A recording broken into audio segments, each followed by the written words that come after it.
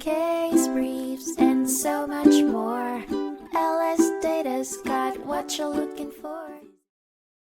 In a 1991 case heard by the United States Bankruptcy Court for the Northern District of Oklahoma, Oklahoma Plaza Investors, Limited v. Wal-Mart Stores, Inc., in re Oklahoma Plaza Investors Limited, the court considered the interpretation of a lease agreement between the two parties for space in Rolling Hills Shopping Center in Oklahoma. The 1977 lease agreement required Wal-Mart to pay a base rent of $4,950 per month, plus a percentage rent provision. Oklahoma Plaza Investors filed for bankruptcy, and Wal-Mart subsequently left the premises. The court was tasked with determining if the debtor rejected the lease, and if Wal-Mart breached the lease by leaving the premises. Through a motion for order in aid of implementation of plan, and in an adversary proceeding, both parties filed motions for partial summary judgment on these issues.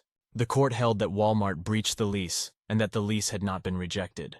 As a result, the court ordered Wal-Mart to pay the base rent specified in the lease, along with a penalty for past due accounts. An evidentiary hearing was required for affirmative defenses like waiver, estoppel, and laches, and decisions on potential damages were postponed until after the hearing.